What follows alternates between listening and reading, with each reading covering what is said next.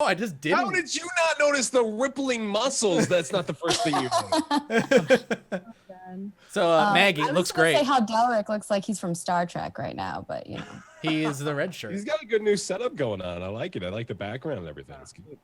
Yeah, I would say I actually was just expanding the image that I see of Maggie right now, and I could see now I see it and like, holy crap, the detail. Look at that, like all the lines everywhere.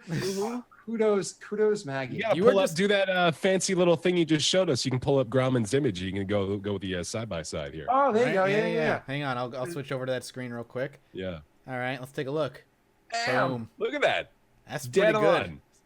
Honestly, like it's such a slow evolution that I feel like one day Maggie's gonna be gone and Grauman is just gonna be there. No kidding. Yeah, she's gonna fucking shave the sides of her head and dye it black. Yeah, that's true. No, that's not happening. I support it. I shaved my hair once, never doing it again. No, never again. No, you experimented with it, so that's good, I guess. Yeah, we should try it, right? Shaving your head.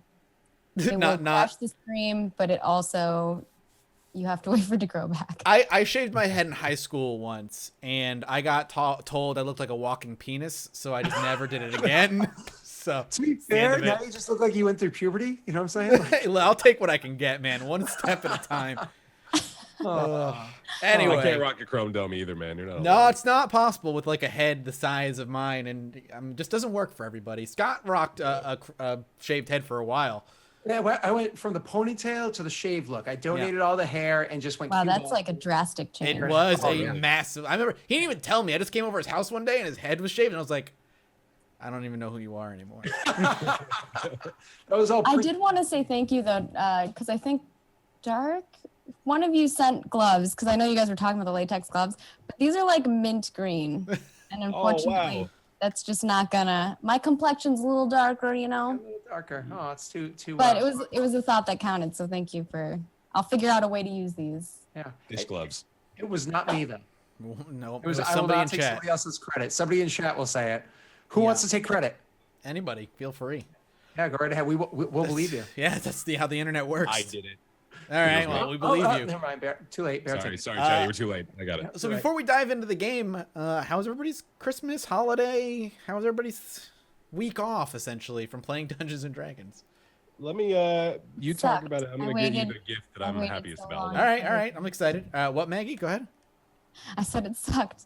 I was just waiting for this moment. Oh, week. You're just like, I just want to be Grauman. Yes. Trust me, it was very painful not playing last week. It's like, I was able to get a lot of personal stuff done in my life. It was like, holding on to the story for a whole extra week is just so painful, like burns inside. Mine was amazing. Oh yes, that's awesome. I love Calvin and Hobbes. That's so cool. My little sister made this for me. Oh, that's awesome. Custom one. That's pretty cool. I like gifts that are made, or like, I like thoughtful gifts, you know? You get into it. I feel like you get to a certain age and like the thoughtful gifts are the ones that mean the most now. Listen, I'm waiting for the plans for that crochet thingy to get posted onto the Reddit, because I have somebody that I'm going to force to make a gift for me, or 4 gifts for me, because that's just amazing, and I need them. I need them now. I'll do a crafting stream if we get those things, man, are super cool. And I need them now. So I get those plans up there so I can make this person do it for me, because that stuff fuses me. Anyways, my daughter got spoiled rotten, so she took over my room, and so I got shunted into another room, which I was just. Is that why the scenery has changed? I kind of like it though. It looks really good. Yeah, it's nice. It's nice. I like it. I spent 2 days just someone can totally come in and troll you at the door. Yeah. Walk in on that. That's a door directly to the closet. So actually, I'm safe. Oh, dang. So the only thing hide in your closet. I'll say the only thing coming out of there will be Scott at some point, right, Scott? Heyo. Oh my gosh! For the Star Wars one, Mathis got to get his wife or daughter or somebody dressed up as a Wookiee or something and scare the shit out of him. Oh yeah, you have to. My wife's 4'11". She'd be an Ewok. Yeah. Okay, well, Ewok, whatever. What is it? Wicket? I think Wicket's the name. Yeah. All right. We gotta pull it in. We're fucking 15 minutes in. We're blabbing about. What? And let it all out into D&D. All right. Right. Okay. Let's do it. Scott, it's been 2 weeks. Remind us what happened last week, where we are now, and what is happening. And go. Give me one more second to look at Grauman's pecs. All right, they're just rippling. Fantastic. Amazing. All right. I'm good. So Jesus. So last week, you guys had finished the Battle of Black Hill. There was a lot of, that was 2 weeks ago, 2 sessions ago. Congratulations, you did an amazing job. Thank you so much. The person that kind of got fawned over the most was Grauman. The way that Grauman had handled the situations, the success in the battlefield, people were just kind of like oozing over him and how well he had done. So Grauman got a lot of kudos. Everybody did in general. After that was done, you finally had the opportunity to go meet up with Forston and then with your actual employer, the one that had been paying Forston to get you to do these jobs the entire time. His name was Ashram. Now, Ashram was a difficult person to get along with. He is a little bit, I'm better than you, and I'm just going to make sure that you know that while I dictate the next action you're going to take. But overall, he seemed as though he wasn't a bad person. So he did have one more request after arguing with Thunk for a bit, one more request for you guys to go and finish the job, to finally kill Zaris, who broke from prison, and the rest of them that had survived the Battle of Black Hill. So you go to that, you go to their base of operations, you find it, you get there, you fight them, and it's this amazing moment where finally Rai gets to reprimands for all the crap that she had taken, where she finally gets to fell the boss. She gets to, kind of stand over him, drop his corpse on top of poor Addo, so on and so forth. So it was a great moment. And then you go and meet back up with Ashram, who was more or less just like, hey, you did a great job. Let me offer you all these rewards for what you had done. How is it that I can pay? You're kind of robbing my newest step. Okay. So I guess that's the pay that you want. Awesome. Well, let's kind of discuss our future. Okay. You're trying to kill me now. So I guess our relationship is you stabbed me. Grauman stepped in to some degree to try to save the day. Partway through it, Grauman kind of got offended by Ashram, and so while not regretting the actions of stopping the attempted murder, is kind of questioning the relationship that he is going to continue having with Ashram in the future, if any at all. We're picking up with literally, you're still inside that room. And while it doesn't matter, I'm going to bring you back over so you can actually see it. Over to that room. For where it was that you were in their kind of like secret hidden room outside where that delicious well was. And like there was kind of like a map on the wall, chests full of treasure and stuff like that. So all that stuff is there. You guys are right outside there. You just tried to kill Ashram. Ashram kind of ran out the door. Grauman is kind of turning to Thonk like, buddy, why'd you do that? And the other two in the other room kind of giggling over each other, like picking locks and whatnot. So and avoiding traps. Yeah, avoiding traps or getting hit by them. So we're actually going to pick up the scene with the other two still kind of like giddy patty caking each other over all the treasures that they found, while these two are in the room and Grauman's kind of turning to Thonk and being like, dude. So picking up there, Maggie, dude. That's so Grauman, dude, bro. Oh man, I thought we were done with the conversation part, though, from last time. Were we? We had cut it off from where it was for the purpose of ending the episode, but I believe that there was still conversation to be had. So it doesn't necessarily have to be you that picks it up if Thonk wants to start it. Well, like refresh me what you said so I have an idea of what I want to say. So Grauman. We need a recap combo. So yeah, basically what happened was I basically tried to kill him. Grauman stepped in because of the way he was talking. And Grauman stepped in.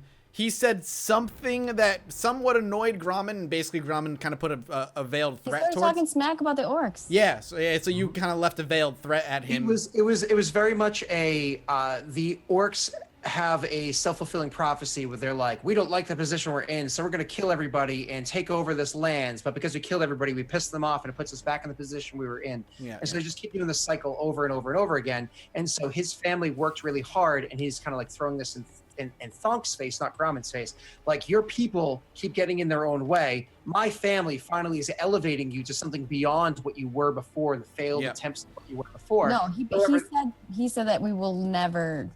like the orcs will never be in power and shit like that. And I was like, what, son? He said you'll never be in power and stuff like that with that tactic, with that mindset of conquer, you'll never be in power. And I know that's very much Grauman does not feel that way because, well, that's how Grauman was raised, you know? So yeah, and then you kind of left a veiled threat, and that was like the extent. I think that's kind of where we left it off at the very least. Oh, maybe So- it was just my. Watching him walk away and knowing I can't get through your rather ripped physique, as we now physically see, I'll take a few steps back and kind of like grab like one of the chairs and just throw it off to the side in frustration. Really, for the first time, you see Thonk like physically getting upset. Like usually when he gets mad, you can hear it in his words, maybe a little twitch here and there, but he never really gets super upset. But for the first time, he like throws a chair and he takes his very crooked dagger and he like stabs it into the table and puts both his hands onto the table, leaning forward. Takes a deep breath and then looks back at you through like his side eye and asks very simply, "Why'd you let him get away?"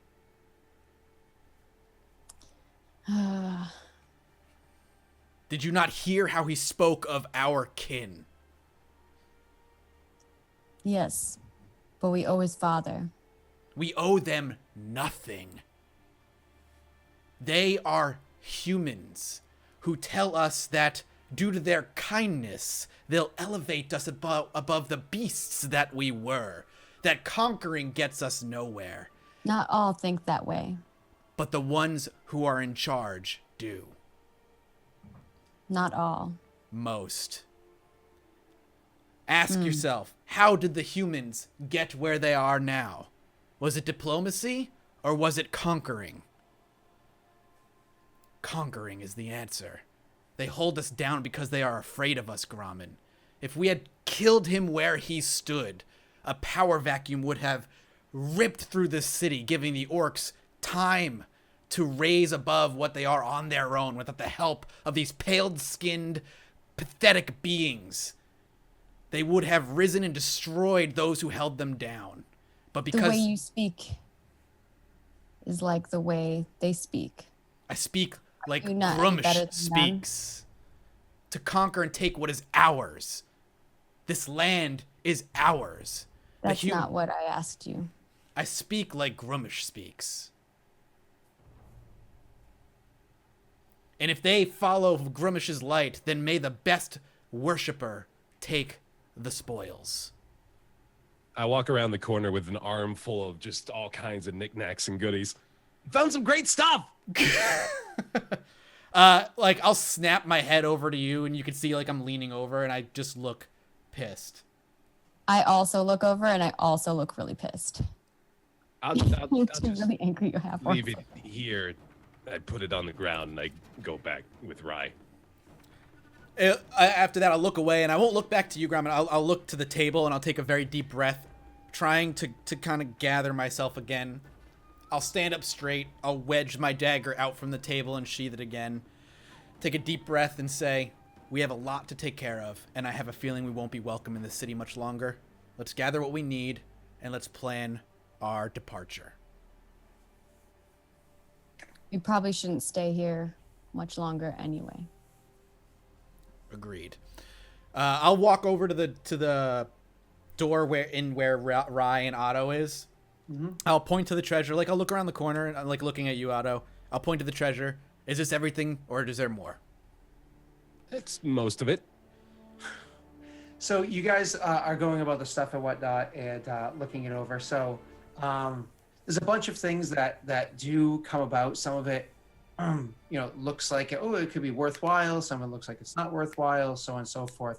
But one of the things that Rye does notice and kind of stands out is the fact that there is a scroll of detect magic, which I believe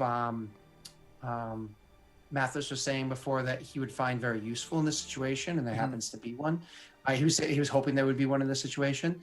So kind of going through the things that found, it's one of the things that she notes.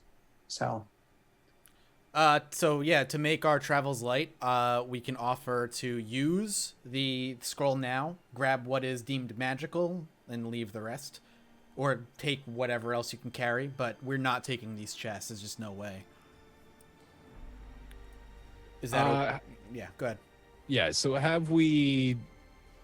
Xeris is still like lying around in here somewhere, isn't he? absolutely. If you're looking at the actual roll 20, it's right there. Right, yeah, there he is. Okay. So yeah, we're not gonna be taking the chest because we're not gonna walk out of here carrying those, I imagine. So let's I think we've scrounged through there, probably taken all that we really need, and I'm gonna go have a look at Zaris and see what's going on this guy. Certainly. Roll me an investigation check, please. Okay. Nice. There we go. So looking on Zaris's body, I mean, kind of like feeling all over, grabbing it in his like pockets and inside of his robe and everything. You do find a wand tucked in there. His dagger is, of course, a fine craft, the one that you've seen him do quite a bit with before. And he does have a pouch of coin with him as well. So those are the only things that really stand out. Beyond that, he is wearing armor. It is nice armor, but not like, oh my God, this is of superior craft or anything like that. So, but those are the things that really stand out. That's on him. I want the dagger, but I'm hesitant to touch it. I feel as though there may be some sort of failsafe attached to it that triggers if handled by any sort of, unworthy soul. So how about, is there like a perception or something on there, or should I just go for it Indiana Jones style? Well, you could either do an investigation on the dagger, Indiana Jones style, or run down to the kitchen and grab some tongs. Let me go with the investigation there. Okay, the dagger seems safe to you. All right, I'll grab it. Mm-hmm. And then I suppose that wand might be pretty handy too. I don't know if I can just put that in my pocket, right? Yeah, I don't you have can to just have the grab that for proficiency now. for it. Okay, cool. So I'll You grab can that just as well. I'm sorry, hold on one second. To use it, you'll need to use like a use magic device check, but like just to hang on to it for now, you're fine. Right. Okay. And then what was the other thing? It was a The cloak itself? yeah. So yeah, I suppose might as well take that too. Right? Let's just strip him. So taking the cloak, the The wand. birthday suit, man. Why not? So I'm sorry. So were you casting the that spell there? I'll Mathis? cast. Yeah, I'll use a scroll and I'll cast detect magic just to grab what I need. Sorry, my wife just found out about Debbie.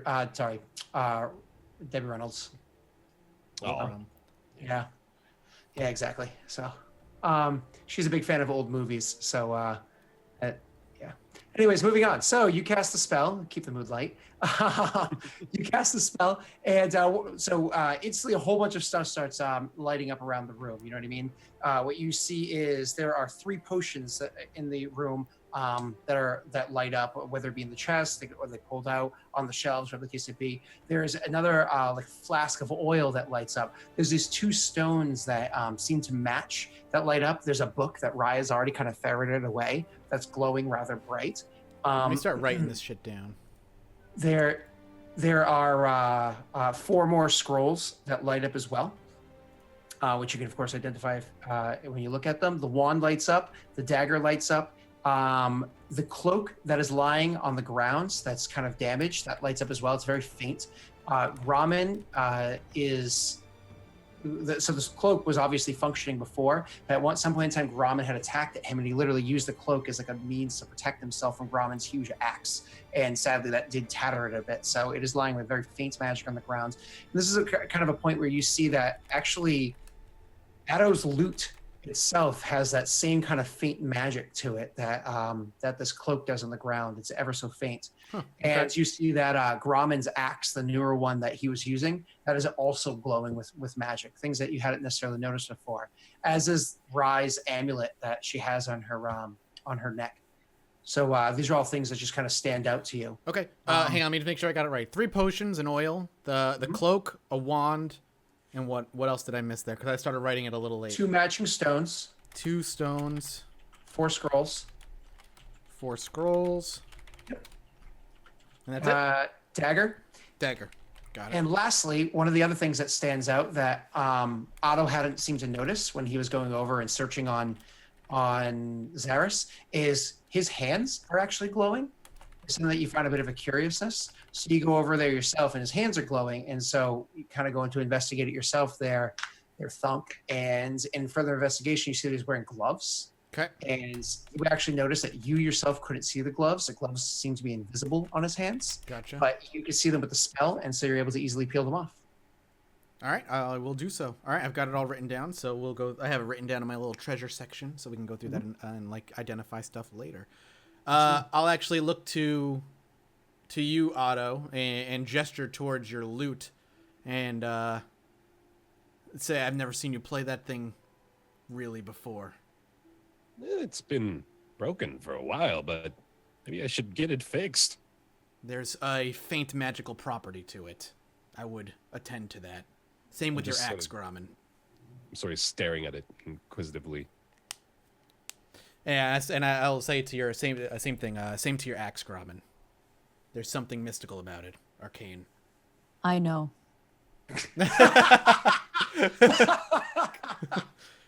With that, yeah, we want to get the hell out of here now at this point, right? Mm-hmm. Okay. Absolutely. So where is it that you guys head coming immediately out? So gather up all that stuff to the best of your ability, throw it inside your backpacks and everything. You get that sack of coin that Zaris has on his body, and which you could just write down right now. Math this if you want. It was 100 gold and 50 silver. 100 gold, 50 silver. I took that map too. Yes, you did. The map off the wall. Yep. You did take that map as well, and it was a map. That's a badass new dagger I just got, isn't it? That thing was wrecking our shit. It was wrecking stuff. Yes. Stuff was being wrecked by that dagger. Mostly thought, but you know. Hey. So yeah, you where do you guys head from there? Out. I think it's funny that Rye's not here to fight for that dagger. That's what happens when you fly back from England after the holidays. Yeah. So from here, I would say our best bet is Broken Bottle Inn or Broken Spirit Inn or whatever it is. Sure. And we'll regather there, and I guess we will be prepping to leave come the morning. Sure. So it's out of the middle of the What? He's prepping to leave in the morning. Okay, where are you planning to leave to? Back to Black Hill? Well, I'm making the assumption we'll be hunted at the very least. So leaving is an idea.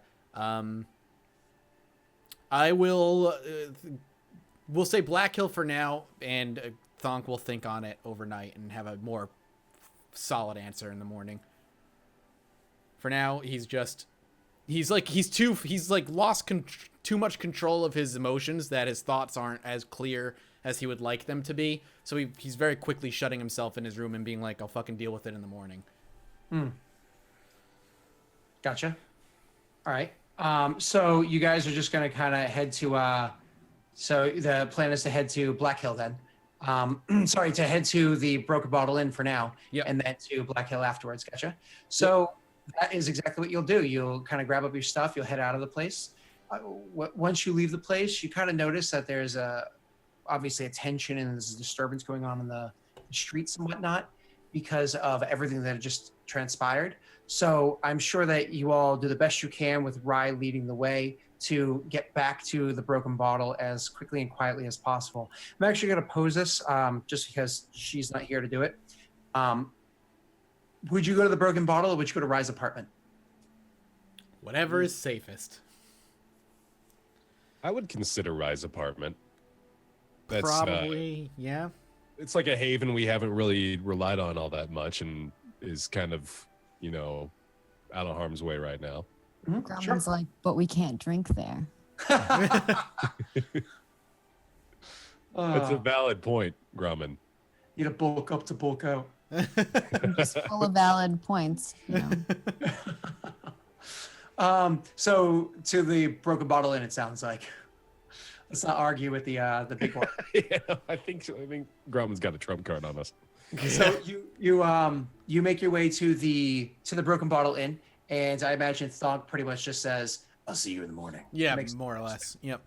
Addo, do you stay up for a drink with Grommen? Oh yeah, I want to diffuse the tension a little bit here. I can tell Grommen and Thonk are not having a fun time tonight, so I'm going to try to distract Grommen as best I can with the best two things I know: drinks and merriment. Well, some serious shit went down that ended with a man with a hole blasted in his stomach landing on your face. So you're kind of saturated in blood. So yeah. I imagine. Oh, that's right. Yeah. So I imagine your first drink of choice would be a shot. Sure. Well, yeah. Choking hard, coming back. I had forgotten that. Shot. I'd forgotten that my clothes were dripping in the blood of another man. So let me go ahead and go take a bath real fast, and I'll reconvene with Grommen after that. I'll grab a shot from the bar first, and then I'll go wash up.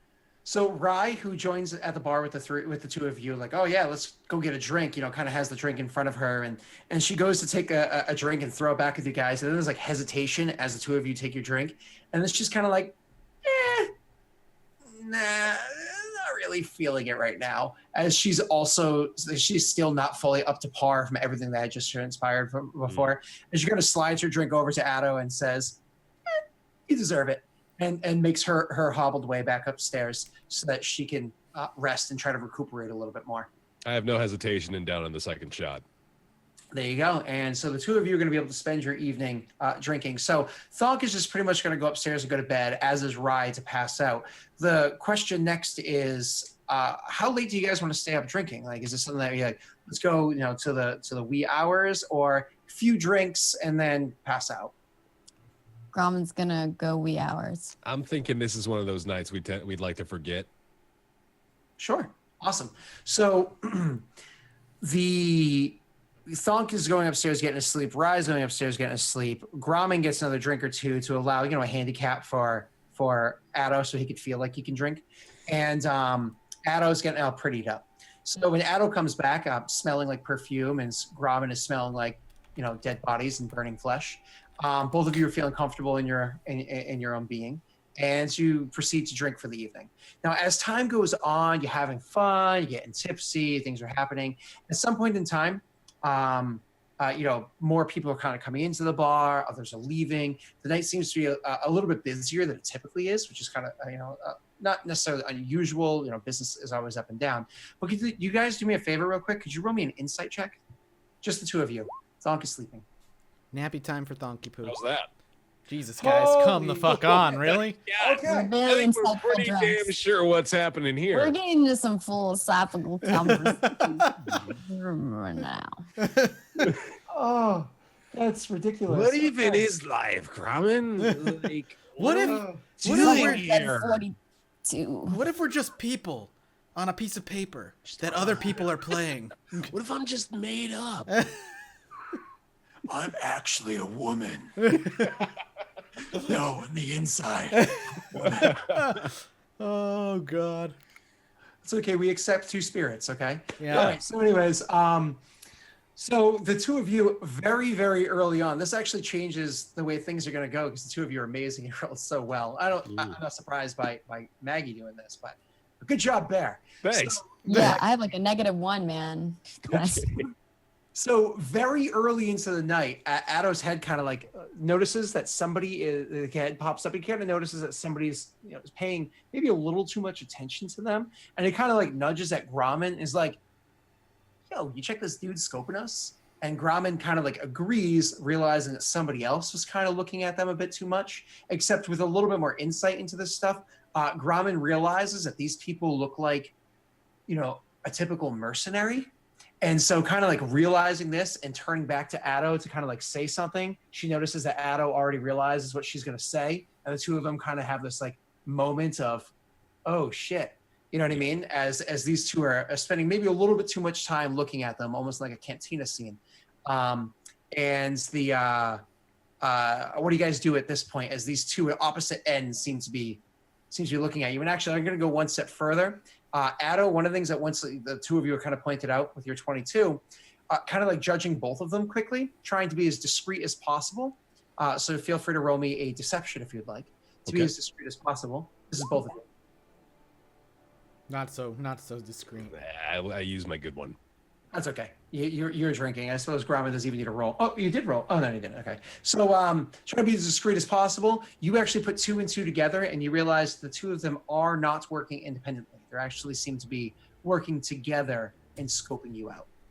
So Grauman leans in and goes, should we buy them a drink? I look up. This is a good idea. Yeah. I go up to the bar. I'm being very. I'm sorry. Replay that whole scene with disadvantage. You guys are drunk right now. I go up to the bar and I'm being very friendly with everyone as I'm passing by, making a point of it to try to be very outgoing and outspoken and have conversations with folks.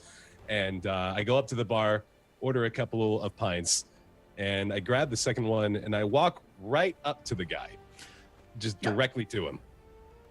So does he react to that at all? So you go walking up to the guy. Roll me another insight check real quick. Okay. Okay, you can tell that he is a bit startled by it, but he chokes it down to the best of his ability. But he's a bit startled by the fact that you were literally going straight up to him. Ed? Now, friend, you must be new here. I haven't seen you around these parts, and I know all these familiar faces quite well. Would you tell me your name? I'm smiling the whole way through. It's Jask. Jask? My Jask, an interesting name. Where do you hail from, Jask? Other side of town. Other side of town? That is a darn coincidence. That's where my friend Grauman is from. Grauman, come here. Jask, you and him are from the same part of town. Grauman comes over and he's like, "Oh, nice!" very And he, like visibly slams his mug into the other guy's mug and chugs. So you, into his mug, he's very visibly uneasy as you know, with the slamming of mugs, and you can tell that he's like kind of starting to put two and two together that you guys had noticed what was going on beforehand. Mhm. So he's like, his hand kind of starts resting down by the hilt of his weapon, and he takes a sip of his own drink as well. A cautious one. I'm taking a couple of big gulps of my drink. I'm just kind of letting the moment hang for a bit here as he begins to come to terms with the situation. Is there spacing so I can sit down? Yeah. Okay, I'm gonna sit down next to them. So right next to him. So Grauman is massive, and when standing, he is very, very imposing. But I think one of the most intimidating parts is even when he sits down, he still towers over you, and it's very, very imposing. So Grauman sits down right next to this guy, and it's still like the head height. It's kind of one of those, you sit down next to him, and he's kind of like looking up at like you, like, hey. Grauman puts his arm around and grabs his mug and starts to drink out of it, and he's like, "So, do you think my friend pretty, or why you look at us?"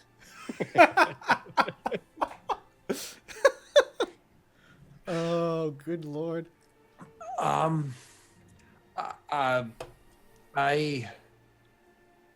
decided I had somewhere else to be. And with that, he kind of like, puts his drink down and says, "Excuse me, it's been a long night." I motioned to Grauman to grab his leg and make sure that he doesn't go. I basically still have my arm around him and I seat him back down. No, friend, come join us, drink. Where you need to go so late at night? Home, my bed, where it's warm. Oh, sleep is good. But why you did not answer question?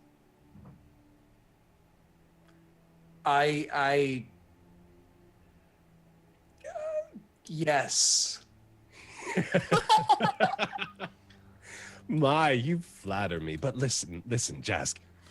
There's something that we just must know. I cast friends at this point. Oh, yes. You and your pal over there, you just seem so bothered by our presence here, and I need you to tell me why that is. Roll your persuasion with the advantage. There's one. And... roll 2. Yeah, there you go. Whoa. Oh my God, it's beautiful, beautiful. So when you ask him that, he's like, he kind of like softens up almost instantly as you cast a spell and start talking to him. He's like, "All right, well, it was a stupid idea. I don't know why I took it, but we were hired for a job. We were sent here to, we were sent here to kill you. It was, yeah, I know. It was. I look at Grauman like it's a funny joke. Like, oh, that's so silly. I know, isn't it? Cute. I know. It was foolish. I mean, they told us that we had first dibs on the job before there was just an open pit in the street. So we figured, hey, we could cash in the money before we had competition. Yeah, Grauman starts laughing too, and he's like, so who sent you? Oh, we actually happen to work for the the 9 golden swords. You know, him and I, we not directly, but like they give us jobs from time to time when they don't want, you know, people to know that they're the ones doing it. And yeah, like I said, we got first. Why would they? Yeah. Hey, listen, it was a foolish idea. You guys are great. I mean, why would I ever want to do that? But look at this guy. He's a card, isn't he? Yeah. So, anyways, listen, I'm sorry about that. If that beer was for me, pointing at the one that you had brought over, if that was for me, you know, honestly, actually, let me pay for the rounds. You know, he kind of pulls out his purse and puts a couple of coins on the table. Listen, let's give us a few more. So sorry. What'd you say? Why don't you give us a few more of those? Keep the coins coming. Persuasion. And you advantage. Oh my god. So, do you have family? You said you're going home to sleep. He doubles the amount of coin that's on the bar. Sorry, that he puts on the table, which is, you know, silver and copper combination. And he's like, no, not family. I mean, I don't. Yeah, can't keep women around for too long. You know, if you can't live with them, right? So no family. But yeah, my bed is warm and a lot safer than, you know, swinging a weapon at you. So I figured I'd go there. Before you go, you just, it's the funniest joke, isn't it? Gromit, you have to tell him the one about the raft. Just back in the alley, that's the best place to hear it. If you just go with Gromit, he'll tell you all about it. Yes, come with me. Gromit chugs the rest of his beer, puts it down on the table, puts his arm around the guy, and courses him into the alley. Okay. So he will go outside to the alley. He doesn't believe that there's any danger necessarily happening because it's being said by Addo. Is Addo going outside as well? No, I'm going to turn around and look to see where the other one is at this point. Okay. So he's actually still sitting there, very obviously watching what's happening, perplexed. Like I'm going to look him right in the eye to see if he was watching. He was watching. Yeah. Okay, so he sees me looking at him. When you look him directly in the eye, like looks baffled, and then he's kind of realizes that things aren't going well, and so he's like kind of whips around, throws back his drink, and then just kind of starts heading straight for the door. But Gromit and so I'll let you approach that in a second. Gromit and this guy get up, and they are also walking out the door. So, okay. He kind of scurries a bit, like he's just moving quickly to get out ahead of Gromit. Okay. I'm going to stand up on my table. Excuse me, ladies and gentlemen, I have a great announcement. That man right there, my cousin, it's his birthday today. Please, a big round of applause, celebration. Sing. Roll me a what's it called? Performance check. Performance check. Oh, geez. And it's another charisma check, so you get advantage. Oh, hey, yeah. Okay. So you get an 18 on your performance, and you do strike up people singing and cheering for this person's birthday, whatever the local happy birthday song is, you know. I don't know what I've been. No, so you guys are singing to them, and people kind of gathering around them. Oh, drink for Addo's cousin, and kind of like gathering around him as Gromit kind of like looks to see what's going on for a second. A little hazy, not very wise, anyways. Then kind of realizes.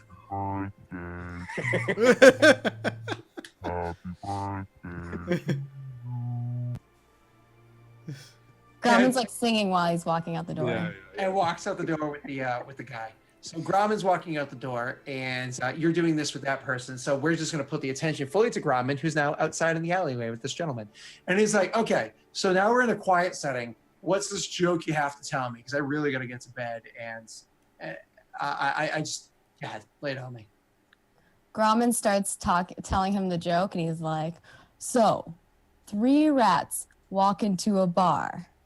The first rat, and then he punches a guy in the face. Oh, so good. Attack roll, please, Maggie. Oh, man. All right. I guess it's just strength, right? Strength and you're proficient with it, right? Oh, no, you're proficient with it, right?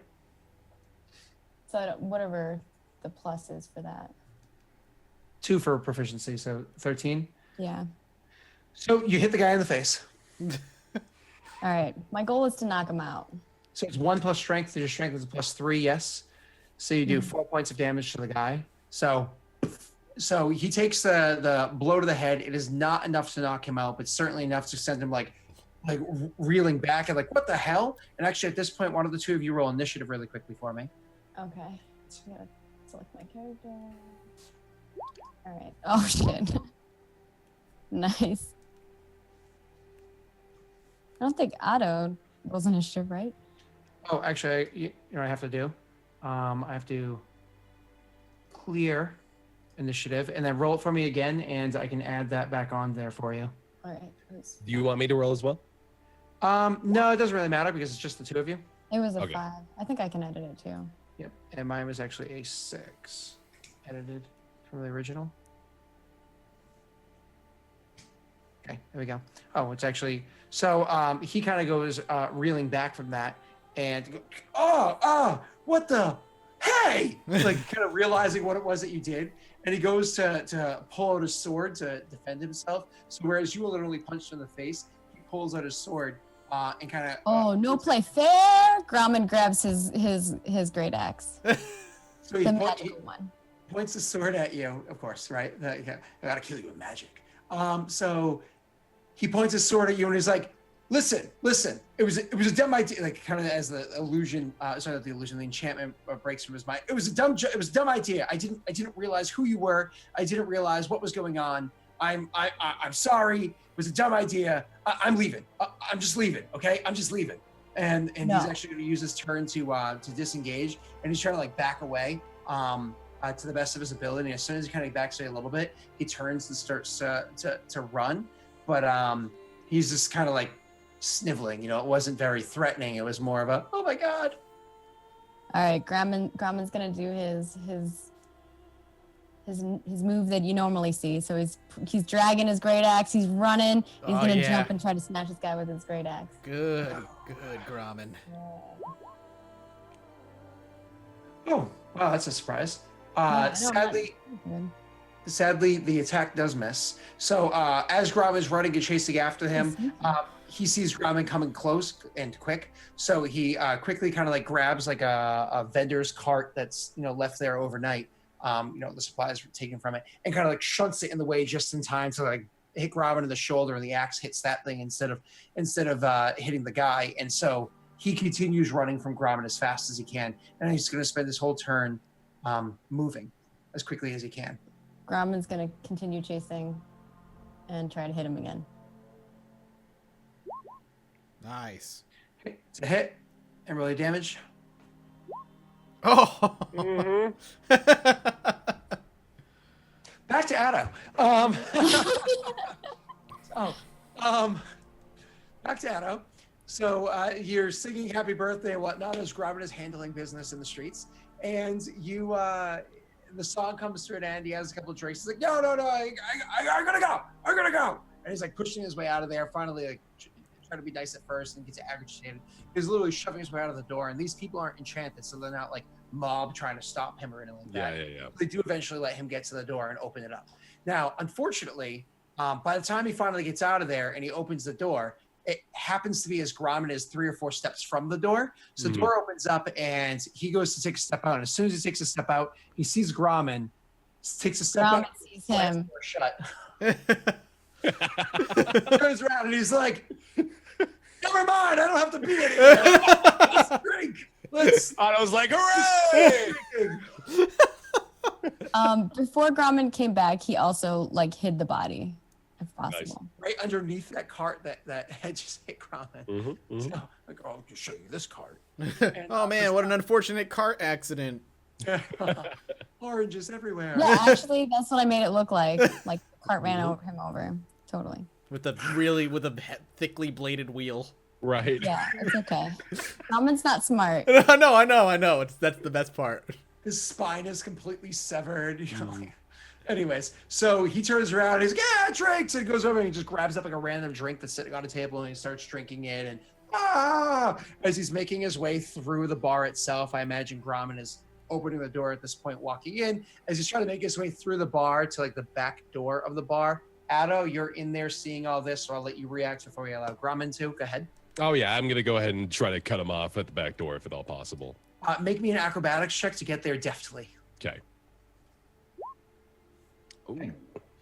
So you make your way over to the area, try to cut him off. Sadly, you are not able to get there in time. However, the door he's trying to get through is in fact the door that like the servers use, the server like the wenches use, and the bartender uses and stuff like that.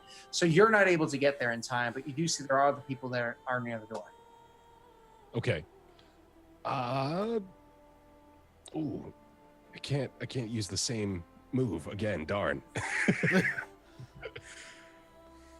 I want. It's still his birthday. We're still celebrating. I want to. He's got a twin. Let's sing for him too. No. I want to attempt to yell for him, and say, "Your friend's wondering where you're going." Oh, I mean, for that one, I suppose it's deception. Sure. Good one. Damn, son. Oh. Okay. Addo has rolled like 8 19 so far, and a 20. I had a 9. Okay. Wow. Okay. All right. So your deception works. You say that, and a few other people like kind of like look around for who his friends are, and somebody's like, "Oh," so thinking it's them. Somebody else kind of grabs them and is like, "Hey, that's them over there. They're looking for you. Hey, did you hear him? They're looking for you over there." Nobody like moves to say like stop him or turn him around or anything like that. But it's very obvious that he's like trying to skirt and get out of the way. This becomes very, very apparent. So give me 2 seconds right here. And the bartender himself actually sees that you're very obviously trying to get this person to stop, trying to get that to happen. So the bartender, knowing who you are, knowing that you're a regular patron here, your friends at Rye, so on and so forth, actually kind of goes over towards that door and breaks a glass on the floor right in front of it, kind of like making him like stop at the start. And that makes enough time for you to keep making your way over there. Now, in the meanwhile, Grauman had, of course, opened up the door and started making his own way in. Grauman's actually a moderately perceptive person, sees the person making a way across the room, sees Otto's attempts right there, and I imagine starts just kind of shoving his way across the room. Correct me if I'm wrong, Maggie? Yep. Okay, so could you make me a athletics check to kind of like shove your way across the room? Oh yeah. Oh, Jesus. Okay. Wow. She'll make you an athletics check. All these 19s. So Grauman just kind of like flicks one person and they go down like dominoes and easily steps over their bodies to get to this guy. So Grauman is able to get to the door pretty much right after the guy does. So as he's stepping through the door, Grauman is there in time to kind of like reach out and grab him if you would like. And with that, you would have to make another athletics. Yeah, he's just trying to like put his arm around him, not look like he's grabbing him, but like putting his arm around him. Sure. Another athletics, you said? Please, but if it's low, you're gonna have to do a deception as well. Okay. Never mind, you just succeed and it looks good. No, you're good. You okay. don't even worry. You succeeded. So you just get your arm around him. You're like, "Oh, buddy, come here," and you pull him to you. So Addo at this point is right there at your heel and is like, "Hey, where you going? We're looking for you, buddy." And Grumman's like, "Actually, it is time to go," and he winks at Addo, and they go out that back door together. Yeah, sure. And the bartender says nothing, does nothing. In case there was anybody that was going to follow you, he quickly gets one of the wenches to start sweeping up the broken glass on the ground right there. But they're kind of in the way. But you guys go out the back door. You make your way out into like the back area. It's not very large back there, but it is dark. I want to make sure, like, if I can give the bartender a wink or something, just like acknowledge that he's doing us a favor here. Absolutely. So that happens. Yeah, and then we'll make our way out. We could like afford a round for the house or something like that. There's all that coin sitting on the table back there. Yeah, we grabbed some from our new buddy Jask. So yeah, I'll throw a little coin purse. The barkeep's way. So drinks on us.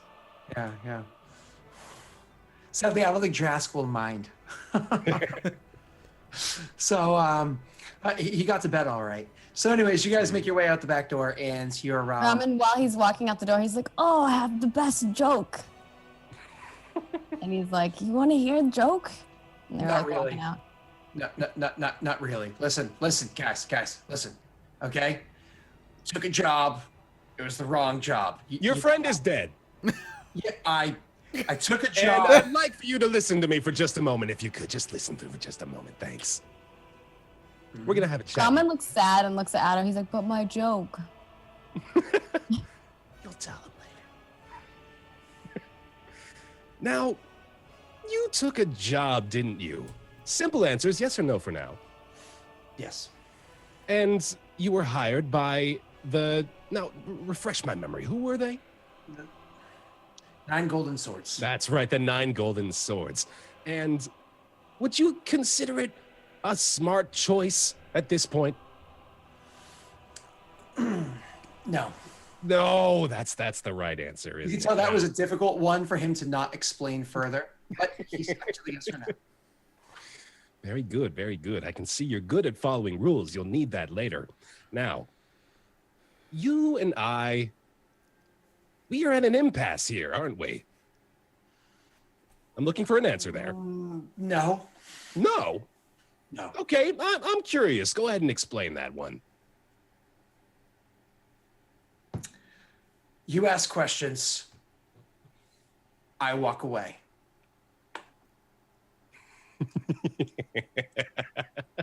I just start laughing and I look at Grau and I'm just Ramen's not sure why he's laughing, but starts laughing too. Yeah. Grauman, break his knee. Ramen's like, "Can I tell a joke first?" So Whoa. Hold on. rats walk into a bar, Hold on. and the first rat, and he kicks him, and he kicks him in the knee. Oh my god, man, you are. I like the way you're starting to think, Addo. Well, his knee's broken. All right, so his knee's broken. Yep. One of those like. All right, now that we've established that you're not in a position to make any very sort loud. It's very loud. It's very obvious. Like it's it's attention will be brought to this area. But go ahead. Yeah. Ramen puts his hand over the guy's mouth. Okay. You're gonna come with us. I need some further guidance here. So I'd like to bring him up to the room where Thonk is, if I could. We're gonna try to disguise this though. So with the man with the broken leg having his mouth held by Grauman, I think we'll be able to do this, right? This doesn't look too conspicuous.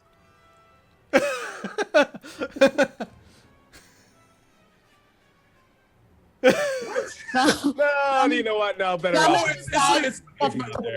The best route for this is to knock him out Yeah, and yeah. pretend that he's drunk. I think So you're right. Grauman, before Addo can say anything, punches him and tries to knock him out. You knock him out. That's fine. What? At this point, Okay. his leg's broken.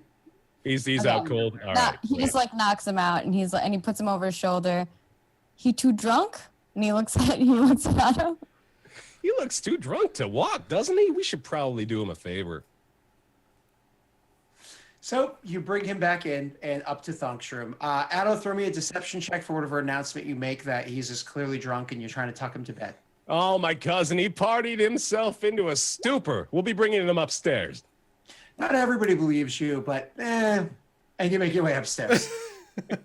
So you go and on Thonk's bedroom door. Has it been very long? It's been hours, yeah. Hours? Yeah, Oh, then I'm probably I would asleep. say like Grauman was pretty drunk before Addo came down there.